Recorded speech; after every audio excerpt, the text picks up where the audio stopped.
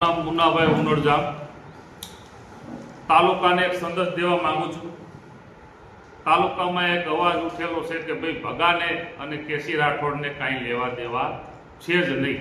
આ તો એક ઉપજાવી કાઢેલી વાત છે અને ખોટા બદનામ કરવા માટેના પ્રયાસો છે। તો હું મીડિયા માધ્યમથી કહેવા માંગુ છું કે ભગા ઉકા જે છે એમની સાથે જે આ કેસી રાઠોડ જે છે એમની સાથે એમની ઓફિસમાં એમના તમને કહું જે સ્ટેજ ઉપર ભગો અને બે સાથે વાત કરે છે એની ઓફિસમાં બેઠા છે અને એમની સાથે એક માજી સરપંચ છે અમારા ગામના એને કઈ લેવા દેવા નથી। એ સિવાયના જે માણસો છે ને એ બધા રેતીના ટ્રેક્ટરો ભૂમાફિયાઓ એ બધાને લઈ અને ભગો અહીંયા ગયેલો છે। એટલે માણસને અત્યાર સુધી કેસીને ભગો કોઈ ભેગા મળેલા છે બેઠેલા છે એવું કોઈને પ્રૂફ મળતું નથી।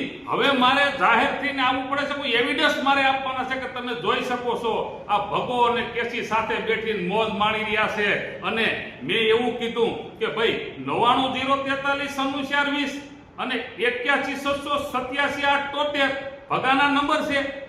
ભગાને ભગો આ એસએમસીની રેડ પડી એની પહેલા 8 દિવસે અને 8 દિવસે હિસાબ દેવા જાવ તો કેસીની ઘરે બરોબર અને આ એના વીડિયા છે બે સાથે મળીને મોજ કરે છે, કોઈ અલગ છે જ નહીં।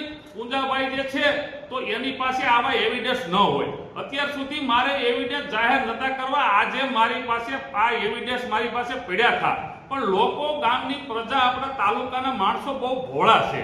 આ ભાઈ તો એને સત્ય ઘટનાની વાત કરતા નથી, એ તો એમ કહે કે ભાઈ હું તો મને હકીકત આ લોકો બદનામ કરે છે એટલે આવેદનો દેવાવાળાને હું દોષિત નથી ગણતો, કોઈ વિડિયા બનાવવાને હું દોષિત નથી ગણતો, પણ તમે આમાં જોઈ શકો છો આ ભાઈ ક્યાંક ને ક્યાંક દોષિત છે। આ તમે જોઈ શકો છો, આ જાહેર છે, જનતાને જનતા જોઈ શકે છે, પ્રજા જોઈ શકે છે, તાલુકાની જનતા જોઈ શકે છે કે આ તમે જેવું આ બે અલગ છે। એટલે તમે આમાં તમને જે કહેવામાં આવે છે આવેદનો કયો વિડિયા ઉતારો, પણ તમને એ સાચી વાત આ ભાઈ કરતા નથી કે હું આની ભેગો ક્યાંક ને ક્યાંક સંડો વાયેલો છે। પણ આ તો જે રેડ પડ્યા પછીનો આમાં જે રેડ પડાવનાર હું છું, આખી મેટરની અંદર હું છું, એટલે હું તો જાણું જ છું કે આ મેટર ક્યાંથી ક્યાં છે, કઈ રીતે આખી બની છે, આમાં કઈ કઈ રીતે દારૂ ઉતરતો, કઈ કઈ રીતે ભાગીદારી હતી, એ બધી હું આ મીડિયા માધ્યમથી જાહેર કરું છું ને આપ તાલુકાની જનતા જોઈ શકો છો।